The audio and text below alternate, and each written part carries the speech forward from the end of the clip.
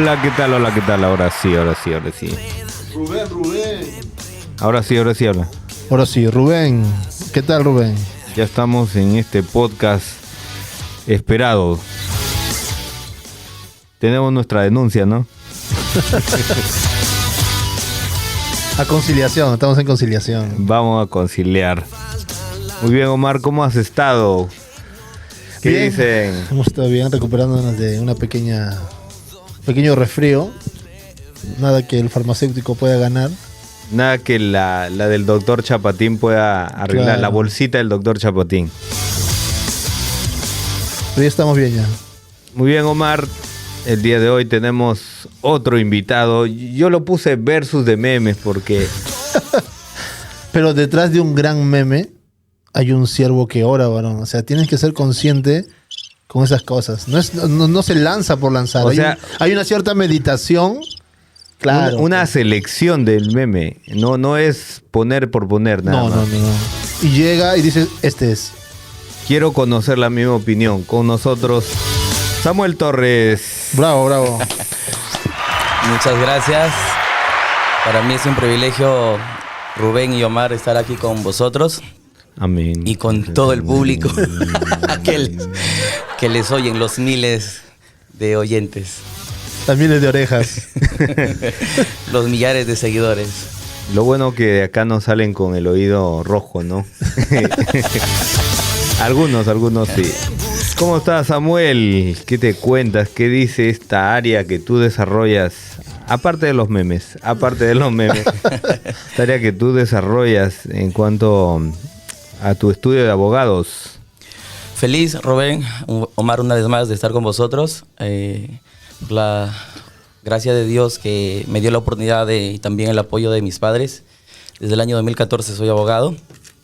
Me especializo en lo civil, inmobiliario y otras ramas conexas. Y bueno, gracias a Dios, felizmente también casado con un hijito de 3 años y en la cual llena la felicidad en el hogar, en la casa, y compartimos la responsabilidad justamente en el trabajo y en la profesión. Él es mi asistente, quien altera absolutamente todo lo que está en oficina. Los clientes... Él hace acomodar para buscar papeles, todo eso. Él es quien altera absolutamente todo, atiende a los clientes, abre las puertas. Es un niño muy activo. Y gracias a Dios me va bien y estoy aquí para poder compartir lo que sea posible para todo el público. A mí cuando me suena abogado, yo digo, y siempre digo, bueno, nos movemos en un entorno cristiano. Y yo digo, ¿por qué dicen que el abogado vende su alma al diablo? Cuéntame, ¿por qué? ¿Por qué esa mala fama que le ponen a los abogados? Yo creo que como en toda profesión o actividad, hay aquellos que son buenos como los que son malos. Cuando yo era un estudiante, había justamente hermanos cristianos de otras congregaciones que pues justamente cuestionaban la carrera en la cual yo estaba llevando en aquel entonces. Pero había un texto bíblico que me amparaba justamente. ¿Ya? O muchos, mejor dicho, pero uno en particular. Y en la cual está en Isaías que dice que Él es juez justo, Él es nuestro abogado, Él es nuestro legislador. Y a la misma vez en el Nuevo Testamento encontramos de pronto que Jesucristo es nuestro abogado. Así que si alguien cuestiona el tema de pronto de que hay malos abogados, yo creo que podríamos imitar a aquel que es bueno, ¿no? El que está arriba, y creo que como hijos de Dios, en diferentes profesiones u ocupaciones podemos nosotros desempeñarnos de la mejor manera, siempre al servicio de la comunidad y siempre dando la gloria a Dios en todo lo que hacemos. Claro, como en todos los rubros, ¿no? Que hay buenos y malos. A los diseñadores no le dicen nada. No, locutores hay buenos y malos. Hay diseñadores también. malos, hay aquellos que trabajan o usan Paint. Que le dicen, amiguito, mejóralo un poquito. Y tú le dices, ¿en qué? No. Más diseño, métele más diseño. Muéstrame tu arte. Así, y lo desempeñas de manera normal ahora, bueno, con esa fama, digo que... Pero en lo civil me dijiste no tiene que ver nada con divorcio, ¿no? Para sacar cita, ¿no? No, pero sí he hablado de inmobiliario, ¿no? Inmobiliario. Mira, el derecho es tan amplio como toda profesión. En ese sentido, incluso cada área es una especialización. Entonces, he tratado en los últimos años de poder especializarme justamente, de ver qué temas sí puedo tocar, de tal manera dar una buena atención. Uno de los grandes comentarios negativos que se realiza en contra de los abogados, contextualizando a la profesión, es que, oye, ese abogado es malo. Y que no necesariamente sea malo, sino que no es su especialidad. Razón por la cual de pronto no se ejerce una defensa correcta, no se brinda una asesoría integral. Y los clientes son culpables porque se dan cuenta ya cuando están condenados. Claro, eso es en el tema penal, pero mira, por ejemplo... Confunden tanto al jurado que sentencian al juez. Claro, yo creo que se ve de pronto solo un abogado como lo penalista y que ve delitos, pero mira, les hago la pregunta o el comentario. Después de la vida, en este caso, lo que es la libertad o la integridad física, ¿qué sería lo más importante en el derecho? ¿Cuál? ¿En tu trabajo? Sí, pero para la sociedad, y es el patrimonio. Cuando una persona se ve vulnerada o en riesgo su propiedad, no solo es un techo o 4 paredes, representa inversión, representa sueños, sacrificio, familia, entre muchos otros enunciados que podríamos nosotros valorar. Entonces, yo me especializo o brindo asesoría y respaldo cuando veo o clientes se acercan y han puesto o se ha puesto en riesgo su propiedad por un embargo, un ocupante precario, un inquilino moroso. Entonces no hay que hacer una denuncia respectiva. Hay formas en cómo podemos ejercer la defensa legal de la propiedad. Y en base a la experiencia, no ha sido necesario siempre llegar a un juicio. Hemos empleado técnicas de negociación. Conciliación se llama, ¿no? Conciliación es otro método alternativo de solución de conflictos, pero también existe la técnica de la negociación. De tal manera de que tanto el cliente propietario como la otra parte, inquilino moroso o ocupante precario, han quedado en un mutuo acuerdo y se ha dado los resultados en el menor tiempo posible, con menos gastos de inversión o gastos económicos. Y entonces eso sirve de referencia justamente para poder conducir o representar en otra situación, en otro caso. O sea, por ejemplo, Rubén ya tiene su casa ya. Amén, gracias Ya. a Dios. ¿Qué le falta ahora ya? Está titulado. Ya titulado. Ya está, ¿qué le faltaría ya? Ya está con muebles, todo ya, ¿qué le faltaría? No, quiero otra propiedad, por eso. Me te voy a hacer una pregunta ahorita que se me viene a mi mente lo que estabas hablando. O sea, con respecto a malos y buenos, ¿no? Uh-huh. A ver, tú que eres abogado, un cliente, mira la pregunta que voy a hacer, un cliente o una persona común, digamos así, ¿qué necesita saber para saber que es un buen abogado? ¿Cómo debería informarse una persona para decir, este es el abogado que necesito? Justamente cuando el cliente expone su ¿Qué caso. debería encontrar en un abogado una persona normal, digamos? O el precio de frente, dicen. No. Bueno, empezando por por lo último que mencionó Rubén, en precios o en honorarios el mercado es abierto, es libre, cada uno fija sus precios. Por ejemplo, en estas últimas, en la semana anterior o pasada, justamente se comunicaron conmigo una persona, me dice, mira, la situación de mi hermano es tal, su propiedad ya va a salir a remate, y ¿puedes ayudarlo? Sí, le dije, me entrevisté, sacamos el expediente, revisé todo ello, y le fijé mis honorarios. Pero yo fijo los honorarios posterior a haber planteado las posibles soluciones, el valor del servicio que va a brindar. Y cuando me dijo, mira, es mucho lo que me estás cobrando. Tal abogado anterior que ha estado llevando el caso me cobraba tanto. A lo que yo le pregunté, ¿y cuáles han sido los resultados? Porque a veces el abogado que cobra barato o cualquier profesión que cobra barato no necesariamente te va a brindar los mejores resultados. Entonces, yo considero que cuando un cliente va a buscar un servicio legal, específicamente, se va a dar cuenta cuando el abogado expone bien la situación, sabe dar o tiene claridad justamente de la consulta que se le está realizando. Expresamente, que le ofrece más de 2 alternativas, porque siempre en el derecho, como en cualquier otra profesión, considero, existen varios caminos que tomar. Algunos caminos más largos, otros caminos más cortos. Entonces, desde allí, uno puede decir al cliente, este creo que es un buen abogado que me va a brindar la solución. Han llegado casos a mi estudio donde me han dicho, ya no hay solución. Yo le digo, sí hay solución, pero este es el camino.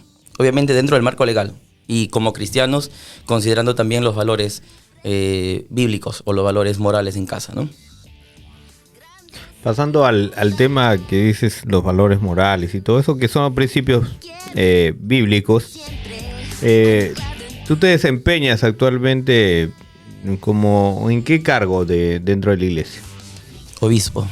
¿Obispo? No. Me había asustado. Me había asustado. Pero ya no iba a poner las risas, ya no iba a poner las risas. Te demoraste. Iba a cambiar de canción. ¿Le viste su cara? Iba a cambiar de canción. Cambiemos de preguntas. Formo parte del equipo pastoral de la iglesia Eclesia, aquí en Nuevo Chimbote. Participo en todo lo que sea la ejecución, la predicación, el ministerio en la cual tenga que respaldar a mis pastores, ya que generalmente ellos viajan o tienen viajes misioneros o invitaciones a otros lugares. Y entonces sustituimos específicamente en esas fechas, pero también dentro de la agenda o dentro del plan nos hemos distribuido para llevar a cabo lo que es la escuela de discipulado o los estudios bíblicos, que en este caso lo damos entre semana, un estudio bíblico general una noche, específicamente donde tomamos diferentes series de estudios bíblicos durante todo el año. ¿Y lo que pasan en vivo, creo, por las redes, es los días centrales o varía de días? Mira, nosotros iniciamos antes de pandemia. Mi hermano, que también forma parte del equipo pastoral o del ministerio, él nos motivaba, nos impulsaba a hacer las transmisiones. Y en mí había un temor, en el sentido de que nos podemos equivocar. Y tú sabes que cuando uno se equivoca un error musical, porque mi temor era más que todo por la música, ¿no? Nos equivocamos y la gente nos va a fulminar, va a decir, oye, mira, ese se equivocó en la música, en la entrada, etcétera, etcétera. Pero él me dijo, hay que hacerlo. Y iniciamos como unos 8 meses antes de que inicie la pandemia a comenzar a transmitir los cultos todos los domingos. Y cuando llegó pandemia, para nosotros no fue una sorpresa. O sea, ya teníamos una especie básica de estructura que desde allí nos impulsó o continuamos transmitiendo absolutamente todas las reuniones, incluyendo las de oración. Post pandemia, cuando se reaperturaron los servicios, solo hemos mantenido 2 servicios, los domingos generales, reunión general, y los días miércoles, que es la noche de estudio bíblico o noches de eclesía que le llamamos. El término, bueno, es algo notorio para mí, llamarlo eclesia y iglesia. ¿Perdón? La diferencia, iglesia, eclesia, o es el mismo nombre. Eclesia, la pronunciación es, algunos lo manifiestan como eclesia o otros como eclesia, ¿no? Más allá del significado, realmente es la asamblea de los llamados o los que son llamados afuera, ¿no? Eso netamente Es del griego, creo. Correcto. Es del griego. Se le dice eclesía del griego. Omar en hebreo, ¿qué? Omaré. Omaré. Estamos viendo en estos tiempos una ola de, también te dedicas a la música. Estamos viendo sí, he visto músicos siempre haciéndoles barra yo. Allí en tu negocio íbamos a ahuyentar a la clientela. Particular.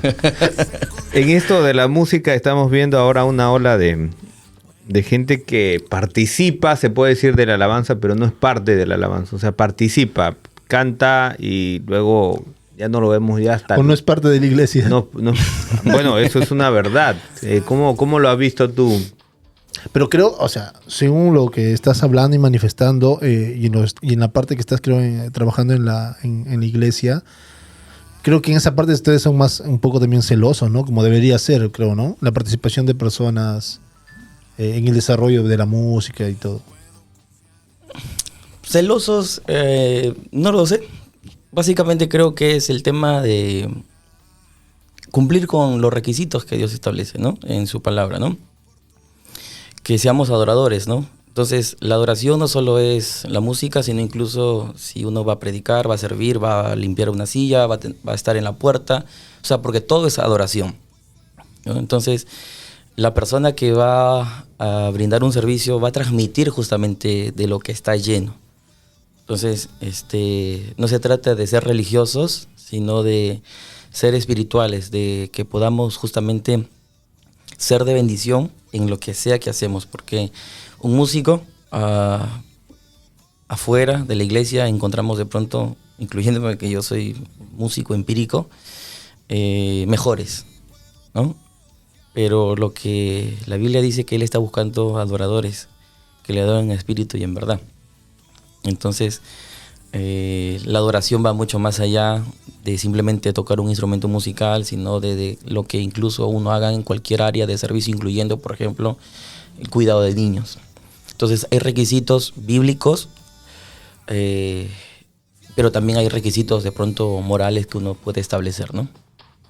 ¿Y cómo lo ves? O sea, yo sé que igual cuando nos dedicamos un rato al humor en las redes sociales, vemos unas realidades, pero que decimos, ¿qué les falta a ellos? ¿O qué deberían pasos a seguir para retomar ese sentido de que es dirigir una alabanza? Bueno, si bien es cierto, la música es muy importante o un elemento tan esencial dentro de una reunión, y algo que debemos de caracterizar todos los músicos es que debemos de tener un fundamento bíblico. Es decir, o sea, no solo tener la esperanza que el predicador sepa de la Biblia, o viva la Biblia, o practique la Biblia, sino que también el músico, porque justamente es lo que ministra.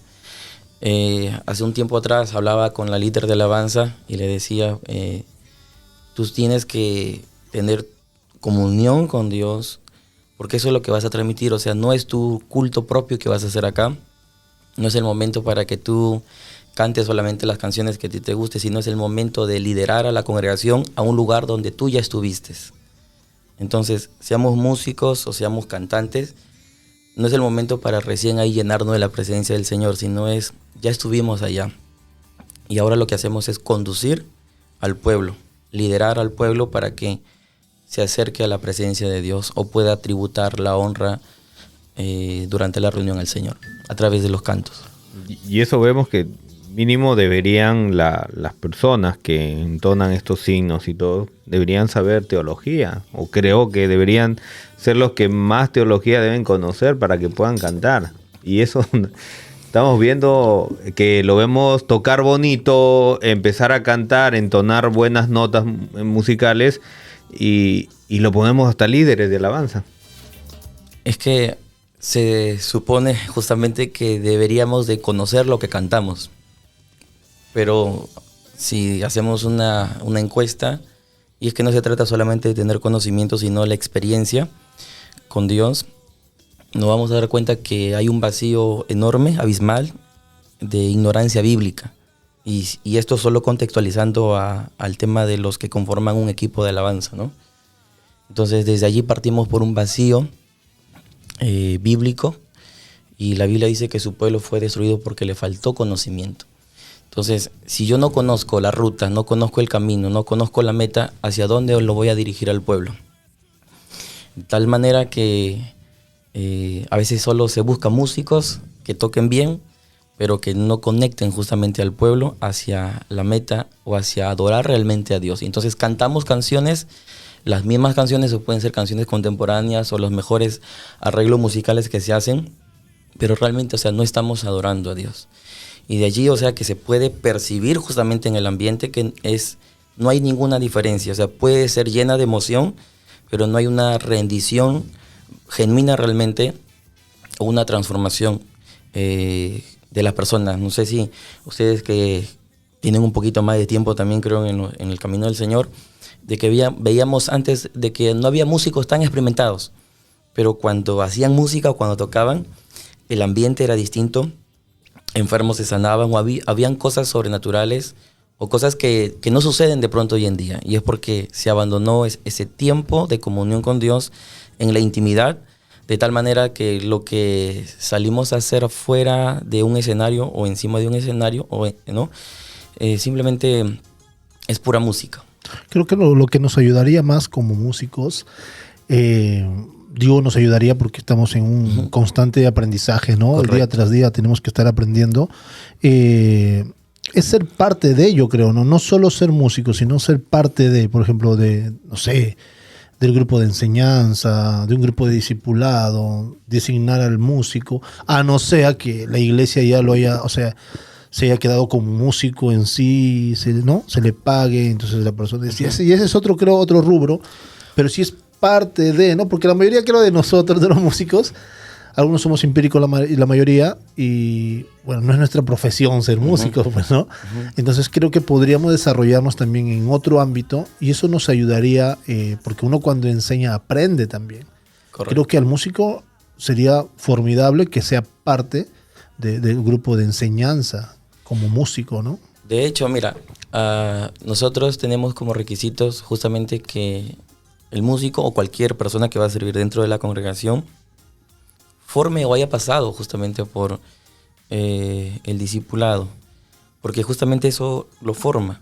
O sea, no es una exigencia de cambio que lo haga el pastor o el líder, sino es justamente la palabra la que nos limpia, la que nos transforma. Entonces, de tal manera que ahí es donde hemos visto que personas que solo querían pues lucir o participar de un instrumento musical, pero no querían recibir una formación o una transformación en su vida, ¿no?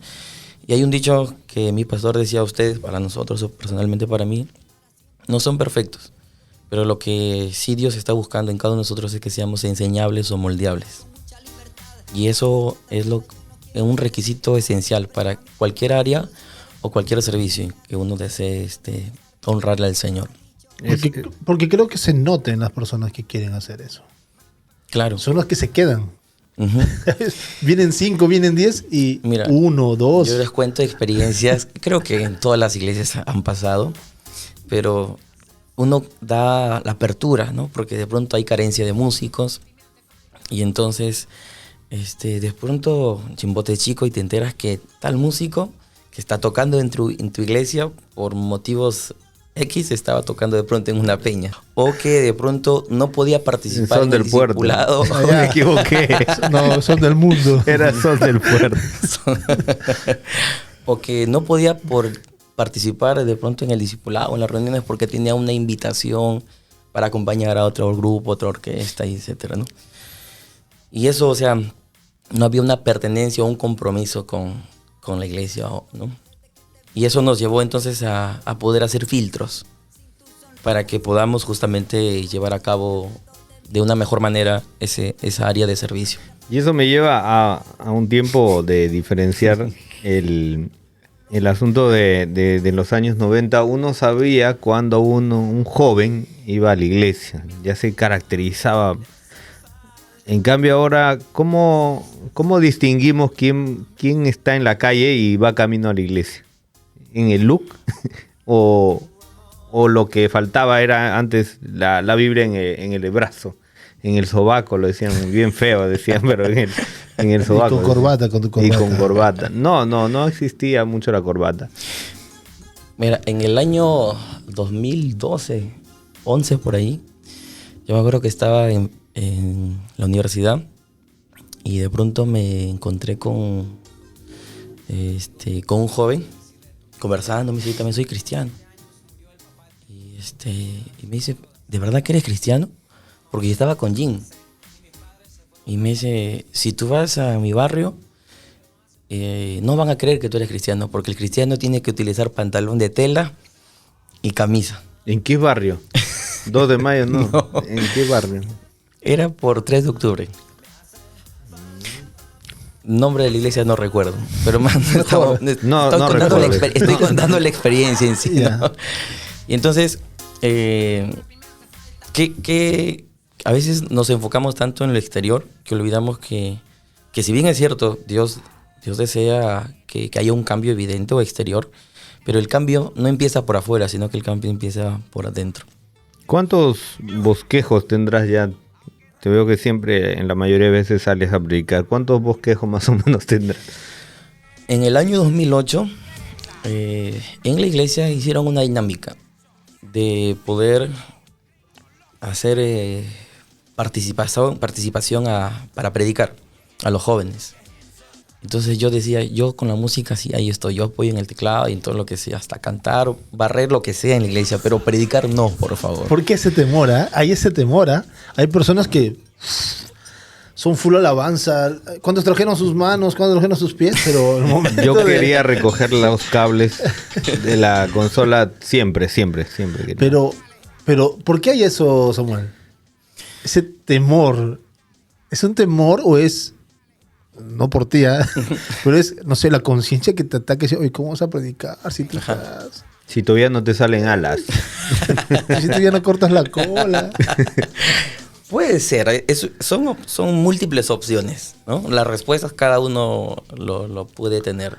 En lo personal, era que yo me consideraba que no tenía la capacidad para poder dirigirme a un público.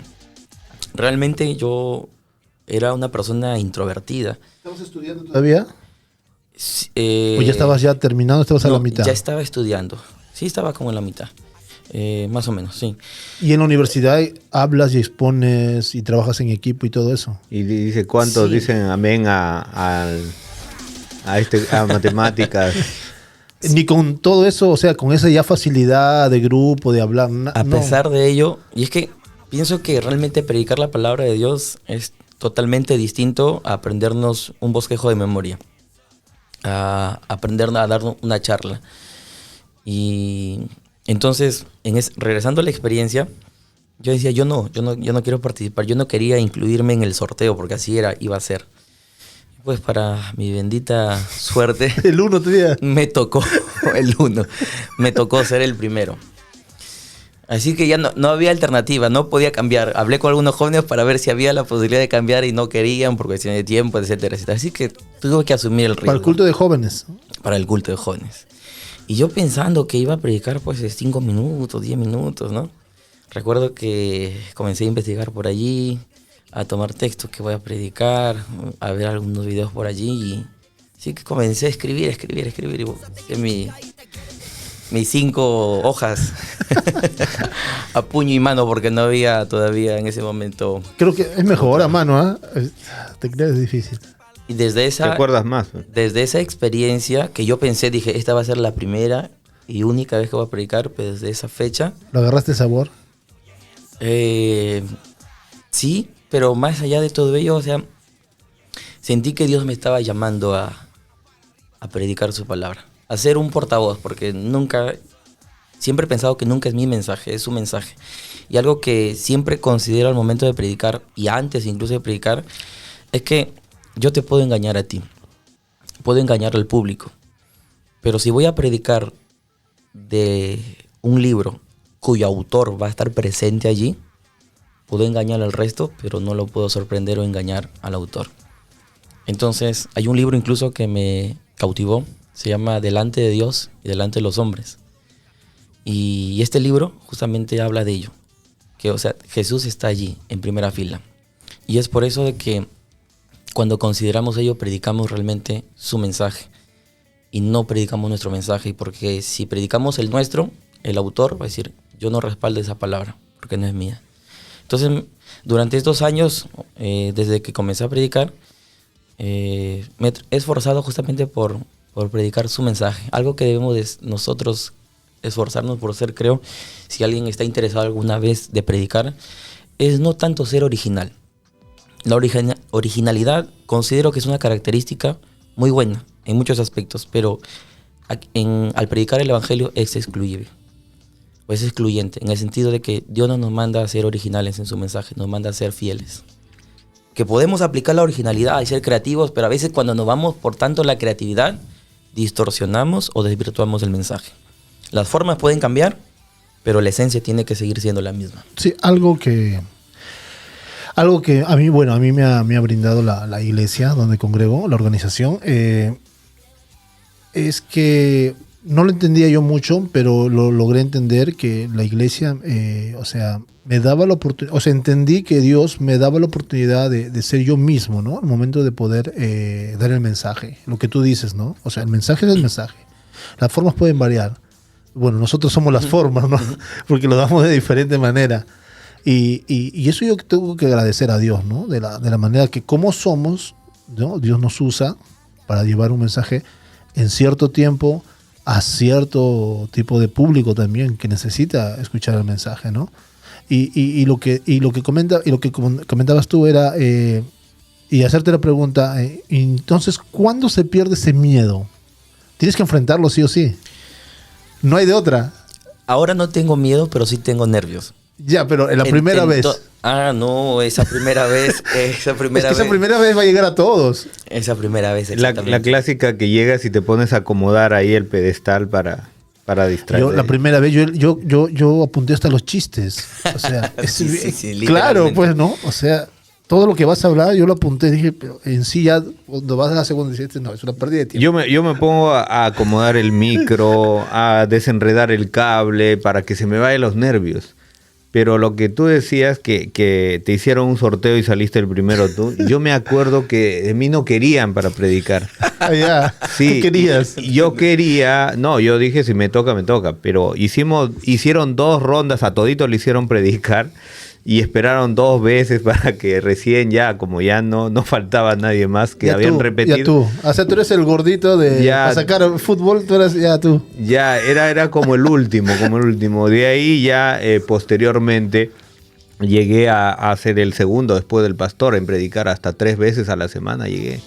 Y para mí era súper genial, digo, porque me escucharon que mucho chiste contaba o agarraba algunas parábolas para hacerlo un poquito más graciosas. Entonces dijeron, el predicador tiene que ser serio.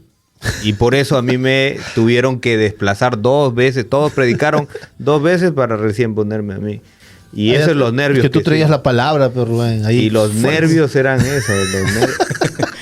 Lo que yo sí hago por los nervios es arreglar el cable, mover por acá, pero Biblia poner. Pero la primera vez, sí, había ese miedo. Ese temor, ¿no? La primera vez había esos nervios al 1000. La sigue habiendo ahora porque por las oportunidades mismas que Dios nos ha concedido, que empezamos predicando en la iglesia local, pero luego Dios nos abrió puertas para predicar en otras congregaciones que ni siquiera yo lo pensaba. Cuando estaba en el Instituto Bíblico, incluso nos dieron un sorteo. ¿Qué iglesias teníamos que hacer nuestras prácticas? Y me tocó una iglesia que yo no pensaba llegar, porque es la primera iglesia, creo que aquí en Chimbote. ¿Cómo será? En Templo Apostólico. Templo Apostólico. Di los nombres de tu promo nomás. Esa es la formación, camada, los aprobados por gracia. Mira, esa camada que te diga los nombres y te vas a reír quiénes son. Es promoción canasta para profesores. Los profesores que eran serios, muy... mira, saliendo un poco y luego de los... Rabinos. Había un pastor, un maestro del Instituto que está en la presencia del Señor, muy bueno, muy respetado. Pero él me cambió el uso del cabello, por ejemplo. Porque yo antes me peinaba con el copete para arriba. O sea, mi pelo alababa a Dios, pues, ¿no? Ya, amén. Y una tarde yo llego y me dice, tú tienes que peinarte como un siervo de Dios. Ese peinado no es de un cristiano. La próxima clase me vienes o bien todo para atrás o para el costado.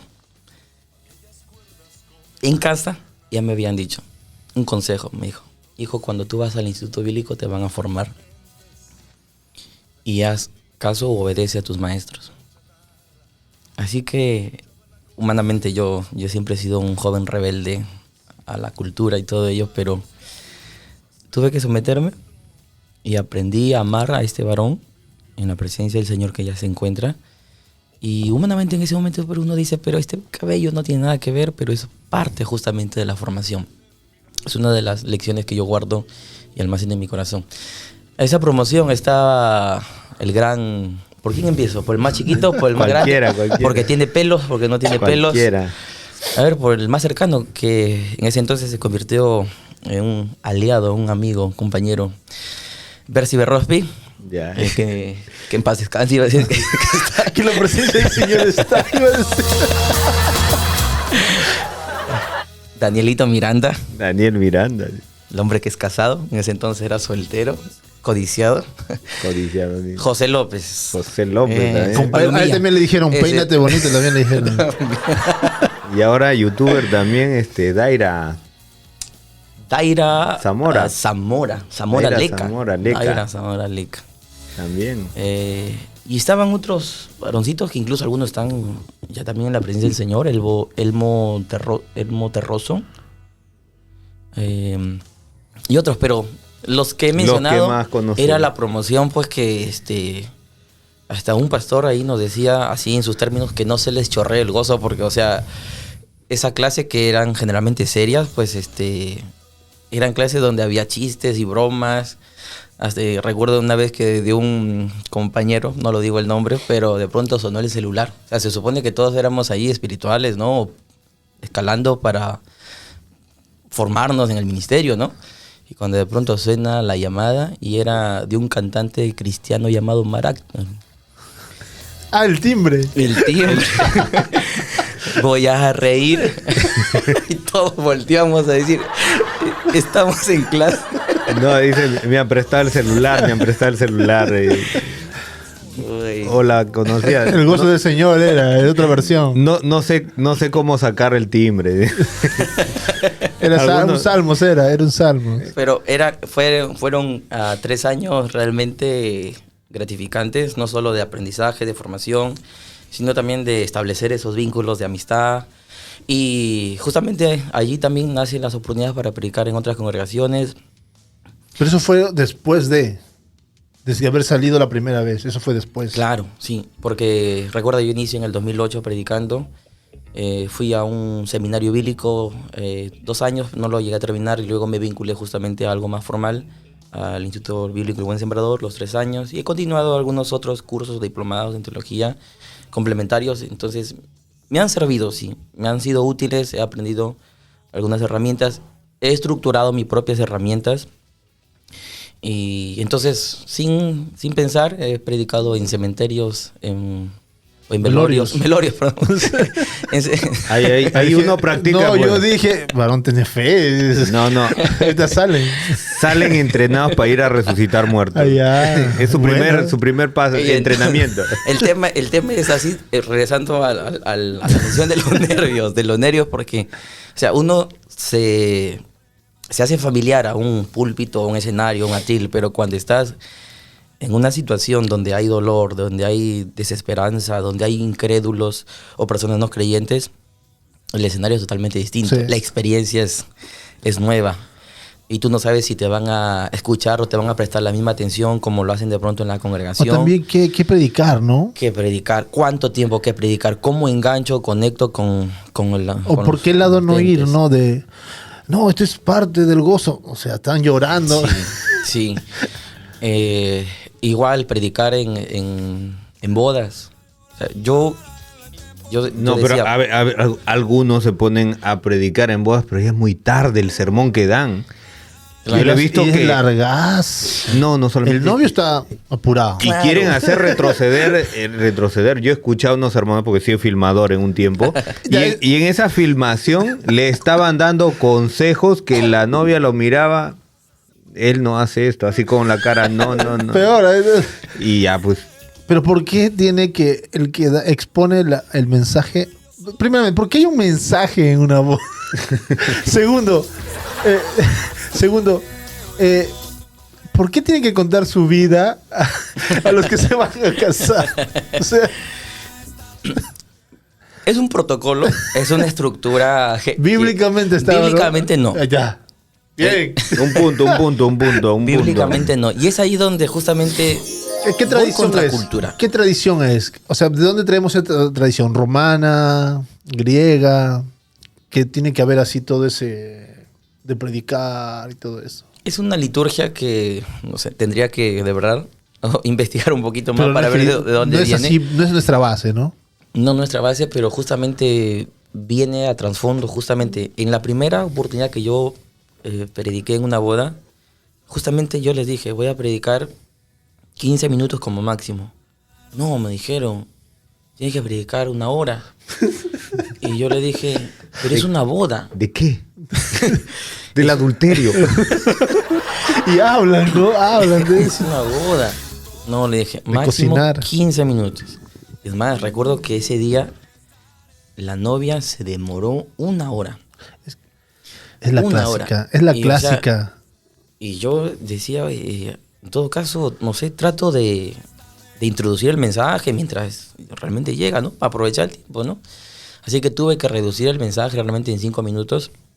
De 15 a 5. Sí, porque, o sea, ya habíamos esperado 1 hora y Claro, yo cada sabía. tiempo contaba. Y no solo iba a llevar el mensaje, sino era la ceremonia. Que la ceremonia tomaba aproximadamente 20 minutos. Entonces, También se ruchan a pelón. entonces Era que le digas al novio, yo lo hago por ti lo hago. y en otro matrimonio justamente el novio o los novios estuvieron de acuerdo con el tiempo. Y o sea, los 2 matrimonios que he casado hasta el momento no han sido de la congregación. Ah, tú han sido ya has fuera. casado, ya. Sí. Puede Pero- Besar.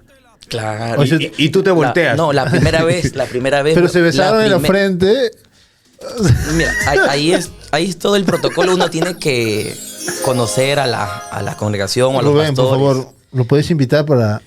Ya llega. Para el recalentado, sigue. Si yo te invito, por ejemplo, a ver mi boda, yo hice a mi esposa así. Ah, ya. Saliste del protocolo. Como beso de cine. Saliste del protocolo. Claro. Ya hacia atrás. Era la única vez que iba a quedar para la... Quemadlo.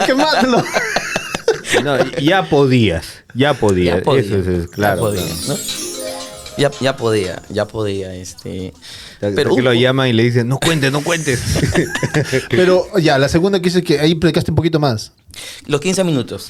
Los 15 minutos. Contaste tu... Y justamente,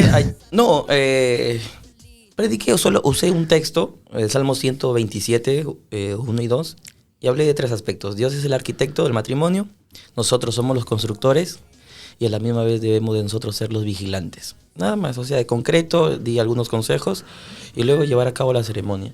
O sea, ya se supone, o se debe de considerar que la pareja llevó alguna clase o un estudio prematrimonial. No vas a hablar ahí en plena boda. Tienes que cocinarlo. Tienes que atender. Solo es un consejo o una reflexión Yo ahí he quemado Para- cinta. el auditorio. De filmador he quemado cinta. Que ya era tarde. ¿Pero por qué? ¿Por qué hablan hablan de eso, no? Lo que dices Sí, tú, ¿no? sí, hablan Del de- divorcio, de la infidelidad. Tengan cuidado, por si Ahora- acaso. Oye, ¿cómo le dices? Si tomamos solo ese ejemplo y nos damos cuenta que necesitamos una reforma. O sea, la reforma que hizo un hombre de Dios o un teólogo llamado Martín Lutero, necesitamos ahora hacer una reforma de la reforma. Porque seguimos practicando cosas que ya no concuerdan en nuestros tiempos. Samuel, es que... Y es difícil, es el reto, pero Es que ese es nuestro conversando llamado. con otros invitados, es que la tradición pesa, o sea, y es una falta de respeto incluso decir, podríamos cambiar esta liturgia. O sea, y ellos lo toman a falta de respeto. Incluso en nuestra misma organización, cada iglesia, podemos tener nuestros mismos discipulados, podemos tener el mismo libro, pero cada iglesia es una subcultura en sí. Cada iglesia es una subcultura que tú dices, no, por ejemplo, ya en tal iglesia sí tocamos este estilo de música. No, acá no. Acá con teclado. Dentro Acá de una no. organización está diferente. Parece que fueras a otra denominación o otra, igualito. Y todos dicen no. Es porque así nos enseñaron. Es porque así me enseñaron. O acá puedes cantar, pero falda. Pero estamos en la misma organización. Mira, cómo son subculturas que, o sea, que si vamos a lo que es bíblicamente ya, o sea, no va, pues, ¿no? No va. Y como te digo, decirles este pequeño cambio, si quieren la liturgia de un programa, es algo que por ellos no pasa eso. Toma tiempo y es que no es solo un programa, sino realmente es la mentalidad o la cultura, la forma en cómo se conduce o nos conducimos. Todos tenemos una cultura, desde el hogar o la iglesia, cualquier institución. Y entonces cambiar o afectar esa cultura es todo un reto, toma tiempo. Pero no podemos tener resultados distintos si seguimos haciendo lo mismo. Entonces, las bodas, las vigilias, los ayunos, nuestras propias reuniones, yo veo, analizo, contextualizando mi iglesia local, años que vengo impulsando justamente a hacer algunos cambios. Los cambios que quisiera lograr, todos no se han podido hacer justamente porque es todo un reto. Yo una vez propuse de esos cambios en las paredes negras y casi me botan. Lleva tu membresía, me dijeron a otro lado. En nosotros, tal vez alguien nos censure. Nos han censurado, sí. Yo recuerdo que en el año 2006, por ahí. Yo he trabajado en televisión y yo lo apruebo. Por tema estética, yo lo apruebo por temas de televisión que manejaba escenarios. Yo apruebo que sea el color negro por cuestiones de afianzar toda tu mirada y que el entorno... No, el negro es del diablo. No, que el entorno no te distraiga. El negro es del diablo, Rubén. El humo es del diablo. Oh, Rubén, el negro es del... Así me han dicho, el negro es del diablo, color satánico. No, pero si se le echa el humo perfume, no hay problema.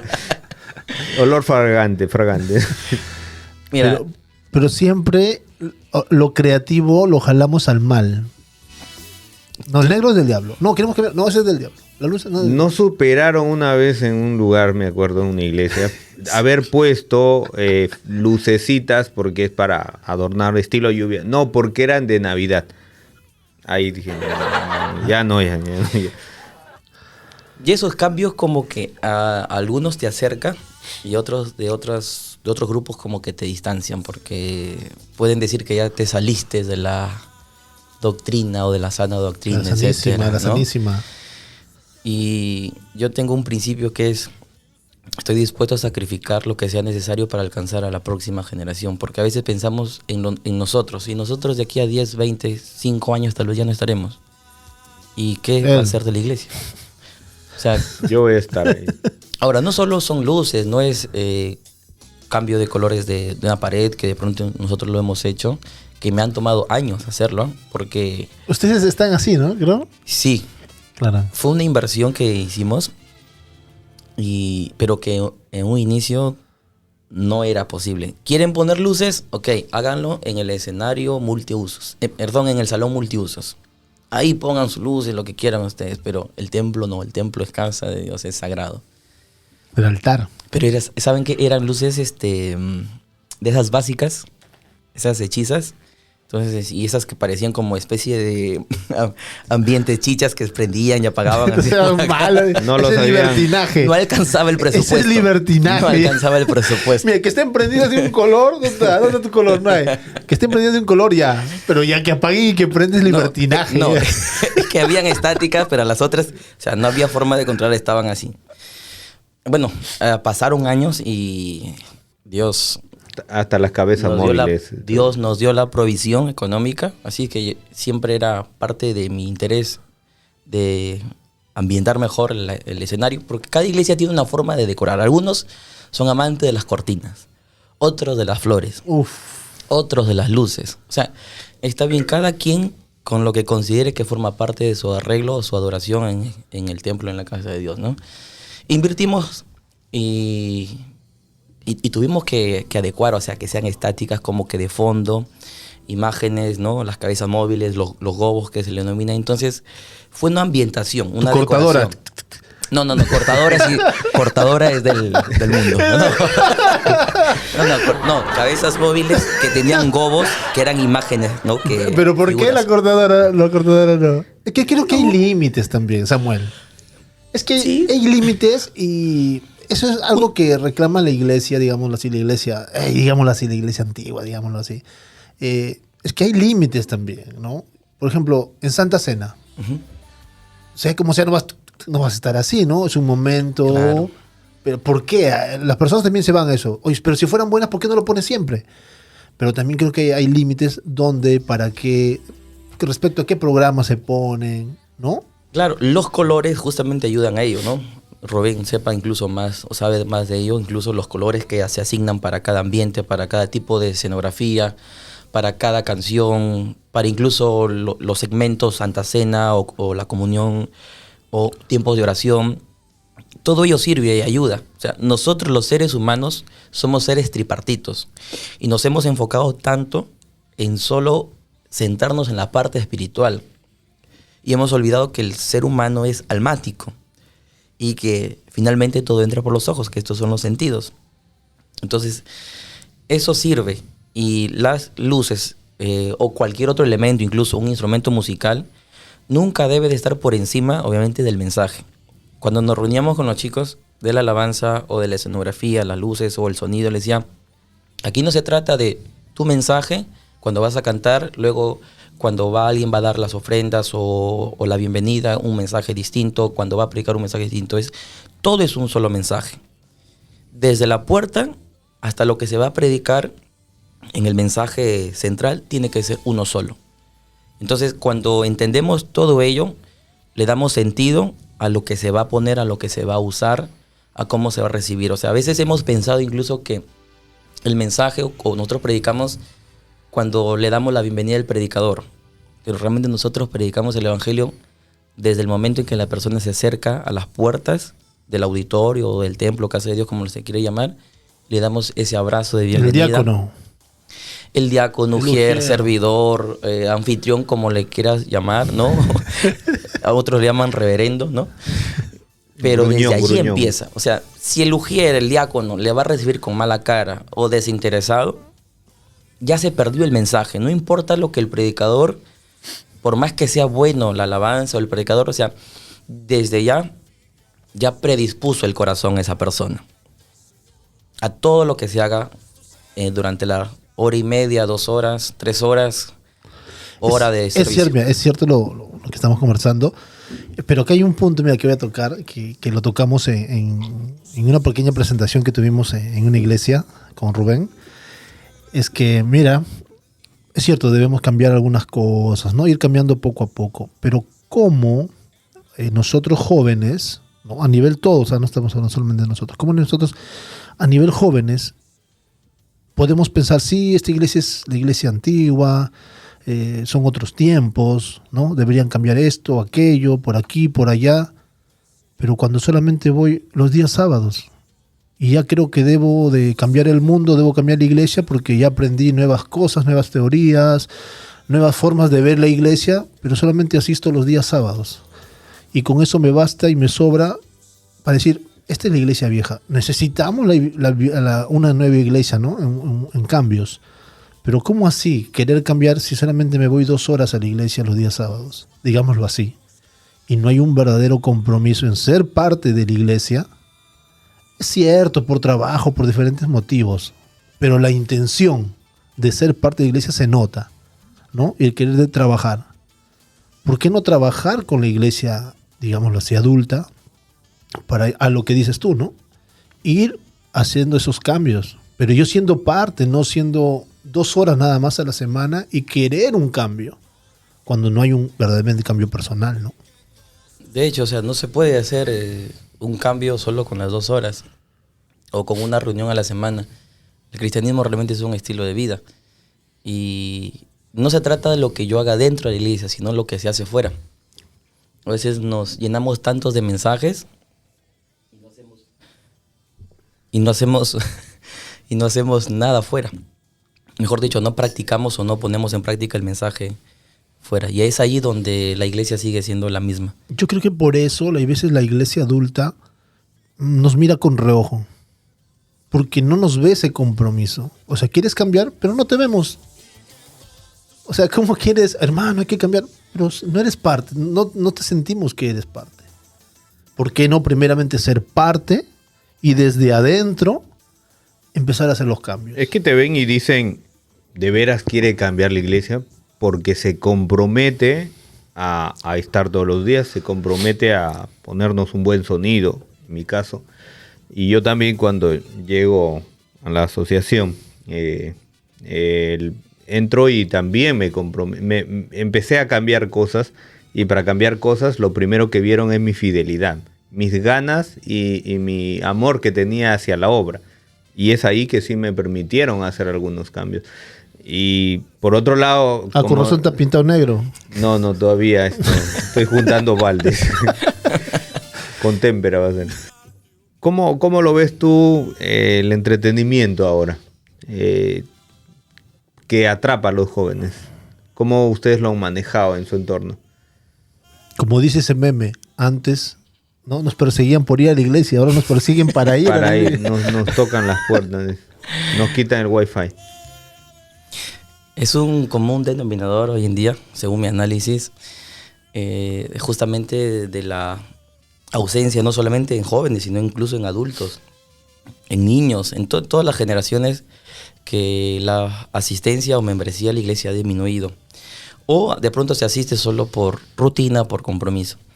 Y al considerar ello es debido justamente a las distracciones, pero también a lo que la Biblia misma menciona, que en los últimos tiempos pues va a haber gente que va a carecer justamente del amor hacia Dios y hacia el prójimo.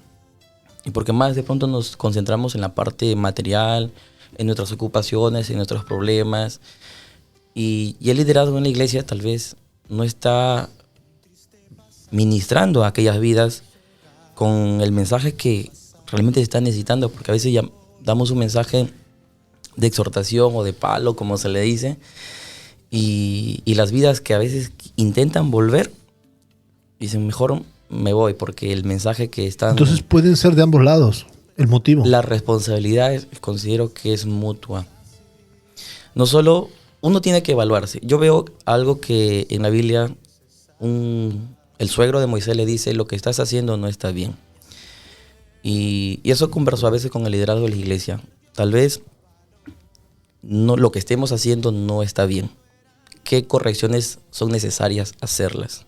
O sea, no cuestionamos el llamado de Dios, pero la forma en cómo lo estamos haciendo, la iglesia local, haciendo un análisis, tal vez no sea la propiedad. ¿Qué necesitamos hacer para poder pastorear a las personas? Porque no se trata de enfocarnos en las reuniones, en los programas, sino en las personas.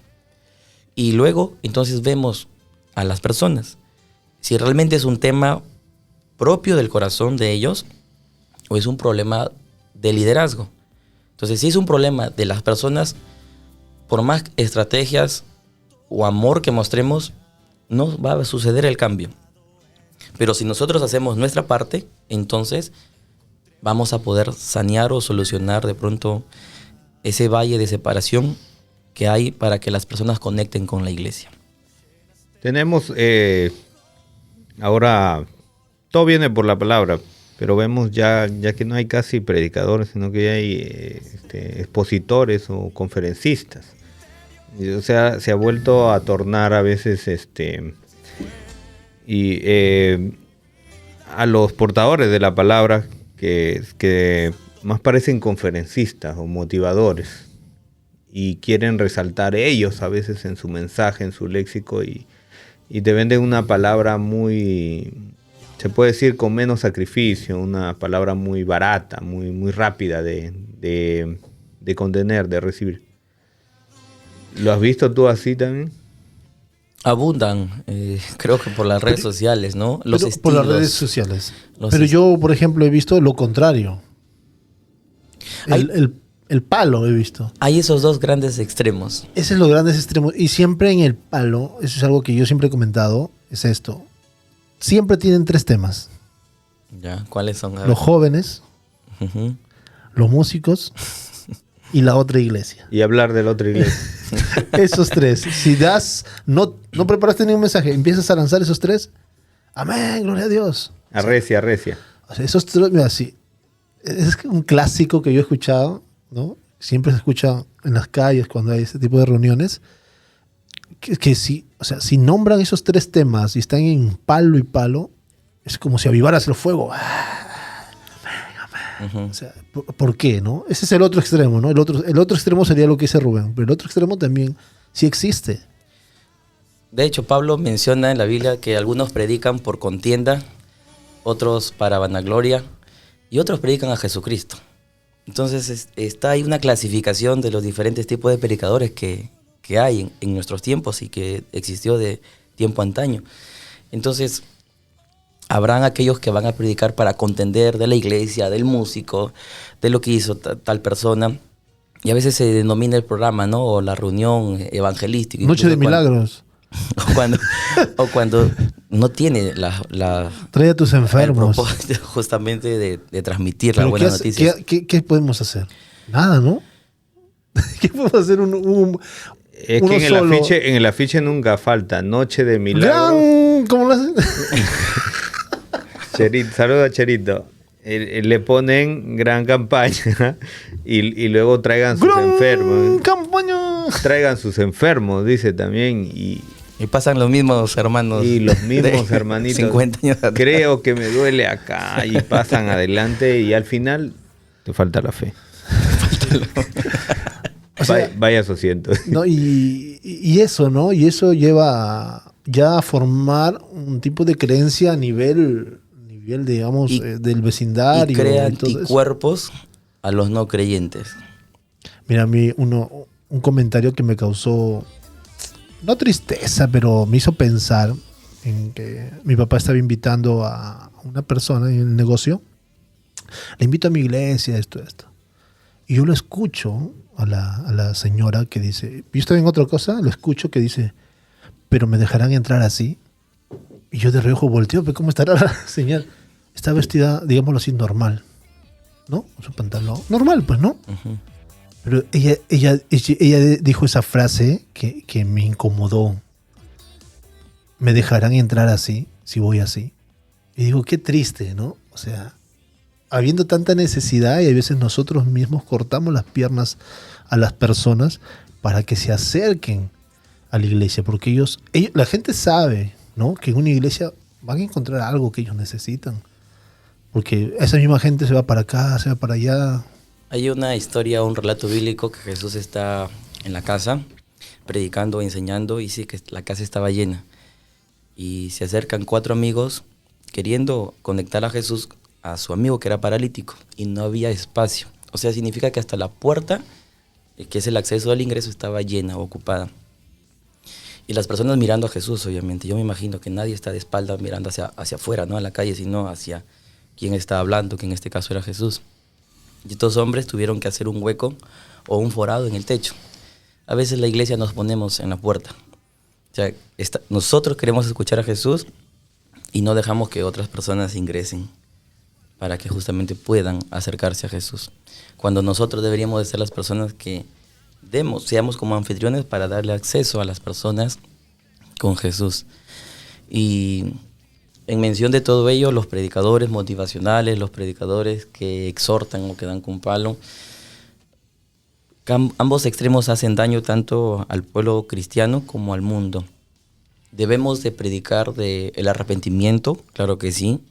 Debemos de predicar del perdón de pecados totalmente. No ha cambiado el evangelio, sigue siendo el mismo, de vivir en santidad. Pero algo que creo que debemos de predicar siempre es la gracia de Dios. O sea, si hablamos del pecado, pero debemos de sobreabundar en el mensaje de la gracia. De no darle las malas noticias y ocultarnos o reducir el mensaje de la solución. Pero tampoco dar solo el mensaje de la solución y olvidarnos de la condición realmente del hombre. Esa fórmula produce creyentes no arrepentidos, porque al fin y al cabo dicen, ¿de qué me voy a arrepentir si no me dijeron que yo era pecador? Y el Espíritu Santo dice que convence de pecado. Entonces debemos de predicar el evangelio, que es buenas noticias después de haber escuchado las malas noticias. Como está en la Biblia, esta tristeza trae arrepentimiento, ¿no? Claro, esa tristeza trae arrepentimiento. Y arrepentimiento no es llorar. Arrepentimiento no es hacer una oración. Arrepentimiento es un cambio de mente, un cambio de hábitos, un cambio en la forma en la cual uno está llevando su vida. Lo malo está en que ya etiquetan a la iglesia. Y cuando uno quiere hacer, ahora aparte de llevar la palabra, tienes que vencer esa etiqueta para poder, oye, pero ¿me aceptarán así? Ese es el problema. Ese es el inconveniente, no problema, porque eso se puede solucionar, ¿no? Uh-huh. Haciendo el seguimiento a las personas, ayudando. Parte de esto, lo que da resultados es que dicen, yo no voy a la iglesia, bueno, por la decepción que han tenido, y luego dicen, yo aprendo en mi casa. Entonces ahí no... San rebelde. Dicen, yo aprendo en mi casa porque en mi casa leo mi Biblia. no sabemos si está inventando la rueda, explorando otras ruedas, otras iglesias, o quiere reinventar. O sea, ¿qué le decimos a estas personas Mi Biblia que están haciendo mal en quedarse solamente en su casa y dicen, yo leo la Biblia en mi casa y no hago más? Y no asisto, dicen. Cristo es la cabeza de la iglesia es el cuerpo de Cristo.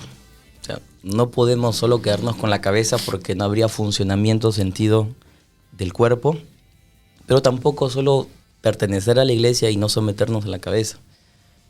Dios nos ha creado para vivir en comunidad, en relaciones. Justamente ahí es donde nos forjamos o nos formamos. ¿Por qué muchas personas se ausentan o se retiran de la iglesia? Porque el hermanito me trató mal, no me saludó, no me dieron la presa que yo esperaba en el plato, al otro hermanito le dieron más arroz. Al otro aniversario vuelven. No quería pepián. Y la Biblia dice que el hierro con el hierro se pulen, se sacan filo, chispas. Y el trato del hombre con el trato del hombre. O sea, Dios nos ha puesto en comunidad justamente para ello. O sea, no sé si para cerrar la idea de lo que se está hablando de la iglesia, con esto para aclarar que no se considere esta conversación como una crítica a la iglesia, sino un análisis. Porque somos parte. Somos parte justamente. Parte y ahora, inconveniente. Yo no puedo solucionar todo, pero voy a hacer la parte que me corresponde. Mi parte no es todo, pero voy a hacer la parte que me corresponde, porque si pretendo solucionar todo lo demás, no lo voy a poder hacer. La iglesia de Cristo es imperfecta, y porque lo conforman justamente personas imperfectas. Entonces no habrá ninguna iglesia perfecta mientras estemos aquí en la tierra, por más buena que se vea en pantalla. Todas las iglesias locales tienen algún error. Obviamente no estamos hablando de los errores doctrinales, porque ese es otro punto aparte, y realmente ese sí es un tema serio. Dice que si encuentras una iglesia perfecta, cuando tú entras la malogras, dicen. Nosotros mismos. Entonces, pero lo que sí podemos hacer en cada iglesia es la parte que nos corresponde. El lugar donde nos puso el Señor. Sí, exactamente. Y yo conversé un día con el liderazgo de la iglesia. Les dije, si Dios nos da la oportunidad de liderar, nos está dando la oportunidad de cambiar lo que sí podemos hacerlo. O sea, no debemos de esperar a que seamos pastores principales para poder impulsar el cambio. Desde el lugar donde Dios nos ha colocado, de allí debemos hacer nuestra parte. Y desde allí empieza el cambio. El cambio no empieza a decir, vamos a dar la vuelta a la página y ahora sí la iglesia va a ser de esta manera y mañana somos otro rostro. No, pues. Es todo un proceso. Y hay un dicho que es el siguiente: Dios sacó a Israel de Egipto, pero fue el desierto que sacó a Egipto de Israel. O sea, toma tiempo. Venir a Cristo o estar en la iglesia y ya somos cristianos, ya somos libres, etc. Pero aún vivimos atados a nuestras costumbres, a nuestras liturgias, a nuestras formas de hacer la iglesia. Y no significa que esté mal, porque a algunas iglesias le funciona y está bien. Y gloria a Dios por ello, ¿no? Pero si yo me doy cuenta que lo que estoy haciendo no está funcionando, si en vez de crecer la iglesia, no solo en número, sino el crecimiento espiritual, el cambio en las familias o en las personas, en el vecindario, en la ciudad, no está funcionando, necesito hacer alguna reforma o algún cambio. Y eso no significa hacer cosas nuevas, sino incluso ir a la Biblia a ver cómo hacemos las cosas. Un ejemplo cortito. Nuestro protocolo generalmente en la mayoría de iglesias es: empezamos con oración, luego una lectura bíblica, luego alabanzas o himnos, etcétera, etcétera. Cuando vas a la Biblia encuentras, dice, entrad por sus puertas con acción de gracias, por sus atrios con alabanza. O sea, realmente, ¿cómo deberíamos de empezar nuestros servicios? No es con oración, sino con alabanza.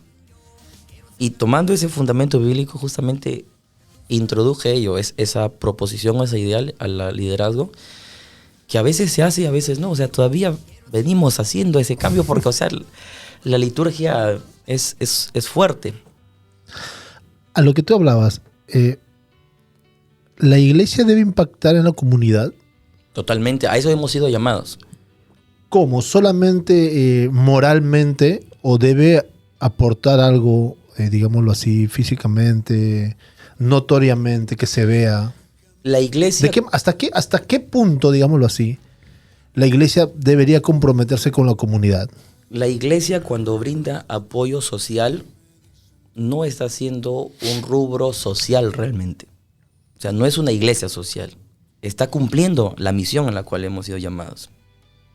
De ayudar a los necesitados, a los huérfanos, a las viudas, de visitar a los enfermos, a las cárceles. Eso es la iglesia.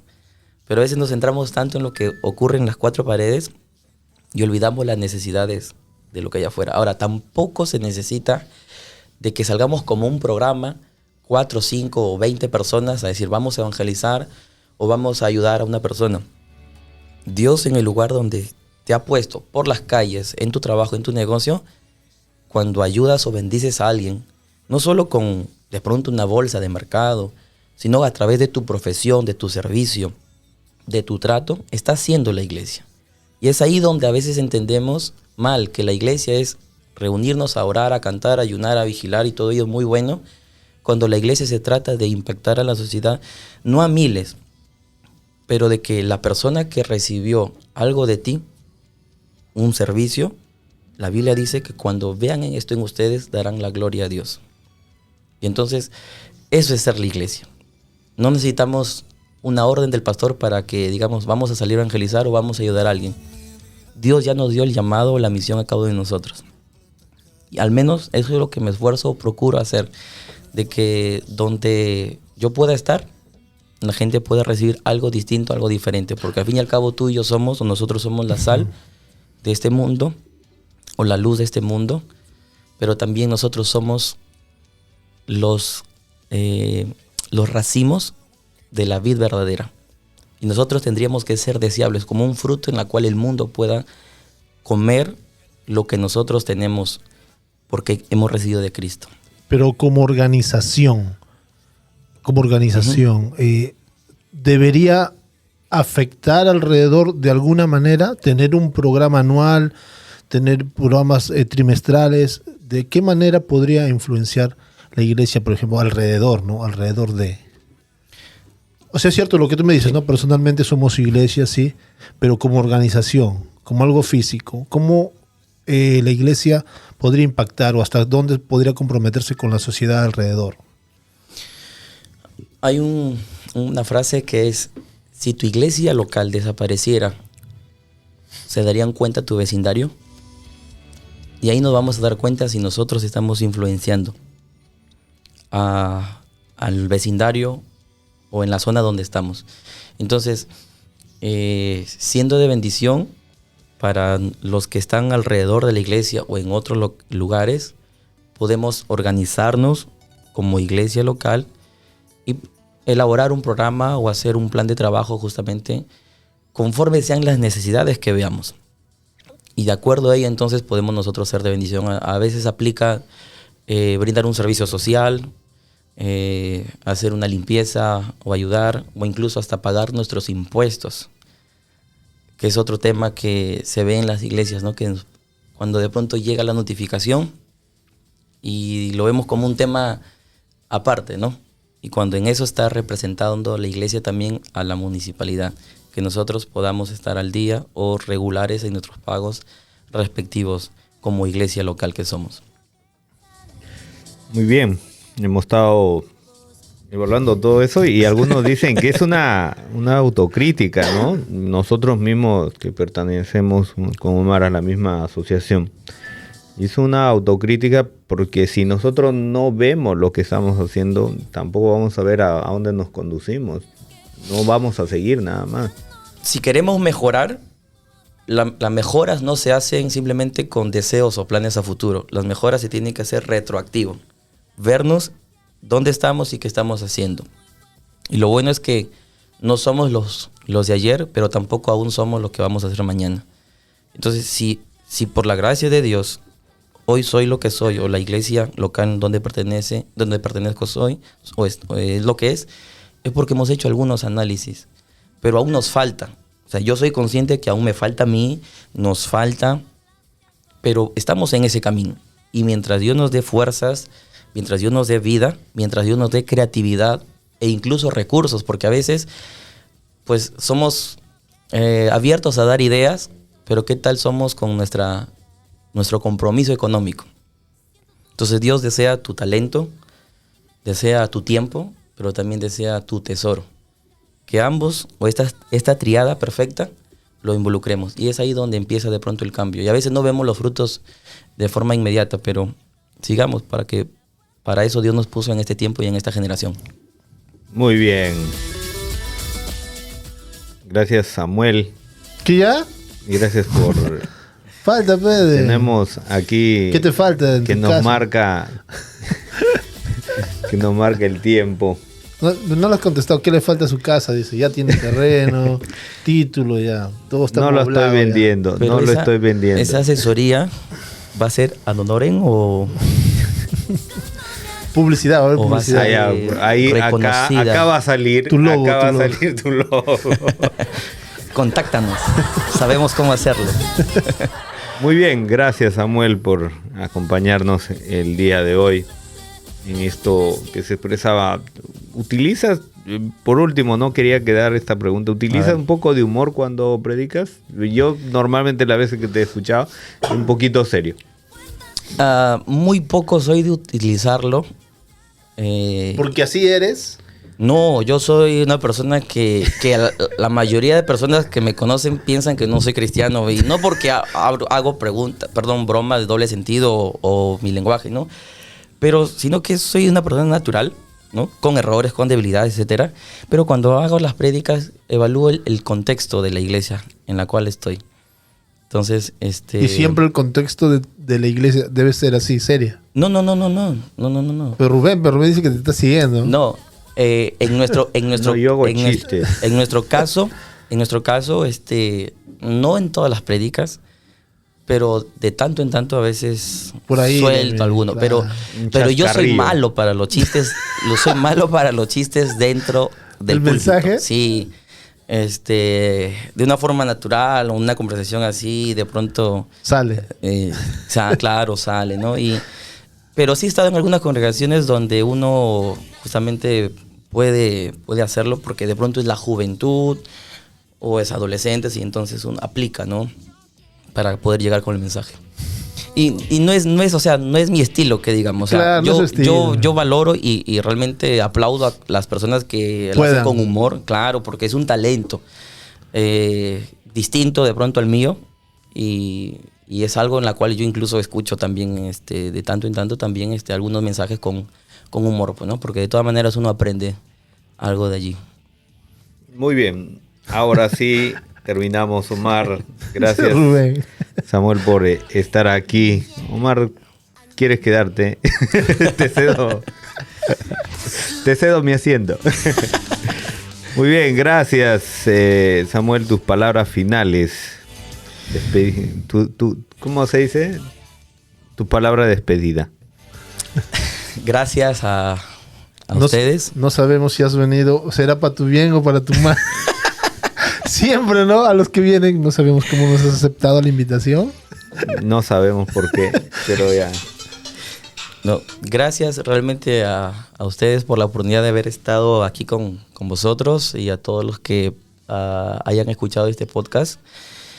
Que en toda la larga conversación y diversa que ha habido en los temas, hay algo que puedan rescatar, ¿no? Y que les pueda ser de edificación o de bendición para sus vidas.